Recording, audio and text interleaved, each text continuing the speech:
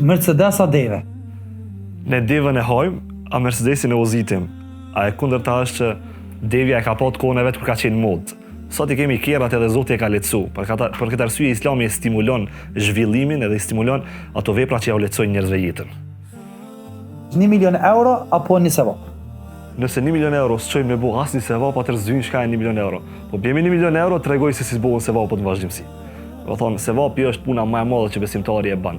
Një sevap mund me çtin në xhennet nëse pranohet te Zoti, ndërsa 1 milion euro nëse nuk ta arrin me bu asnjë sevap, ta rrezikojnë edhe xhennetin. Andaj pasuria nuk është çdo sen jetën tonë. Ato shpërblimet që i merr këtë botë i kitë Zotin në vazhdimsi. Kafe apo çaj? Unë jam merakli i çajit se më shumë shkon me libër, edhe kjo ma lehtëson pak ma ndryshe çështjen e leximit, edhe çdo herë preferoj çajin. Meka a Medina? Kam jetu 7 vjet në Medinë, Meka e ka shpërblimin shumë më të madh. Po pejgamberi alayhis salatu wasalam kundër jetë ndroi në Medinë. Aty është zemra ime çdo herë. Aty kisha dashur të jetoj edhe tani jetën time, po e rëndësishme është që Medina është shumë e dashur për gjithë zemrat e besimtarëve. S'është vendi i qetësisë. Kosova apo Shqipëria? Po ku mund të jemi ne? Kudo që mund të shkojmë, aty është shtëpia jonë, sepse është shqiptari. Po kjo pjesa Kosova-Shqipëri, neve ma shumë pak në ngrej zemra ka Kosova shkaku i sprova që i kam pa gjatë luftës sen, ndërsa Shqipëria është nona jonë, nuk i kem ku ikim edhe s'munët me na largu sepse jemi pjesa asaj zherë. Reali a Borça? Unë s'jam tifoz i futbollit, po shpesh herë kush jep gol prej muslimanëve, cilës do ekip qoftë Borcës apo të Realit, ne favorizojmë edhe dëshirojmë atë. Hoxha Krasniqi apo Hoxha Rama? Dy dietarë si ndahen. Nuk mund t'i ndaj asesi. Hoxhën e Nis mund ta kesh aspekt shpirtëror, ndërsa Hoxhën Shefqet mund ta kesh në aspektet e çështjes jurisprudencës islame edhe t'i zgjidh problemet. Janë mozaik që e përmbushin njëri tjetrin. Butësia e Abubekrit apo drejtësia e Omerit? Në kohën tonë ndonjëherë kërkohet butësia që mi bind njerëzit. Nëse butësia të bind për mi zgjidh disa probleme, mi zgjidh disa halle që i ki, atëherë përdorim butësi.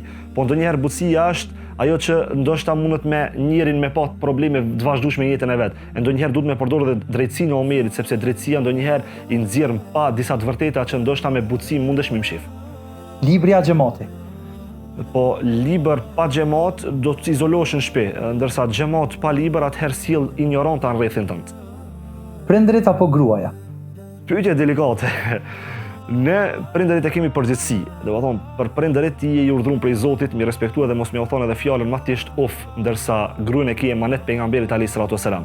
Mbaje përgjithësinë dhe ruaje emanetin. Kjo është ajo çështja që me jetu atë balansin mes përgjithësisë edhe mes asaj që pejgamberi alayhis salatu wasalam ta kalon si emanet.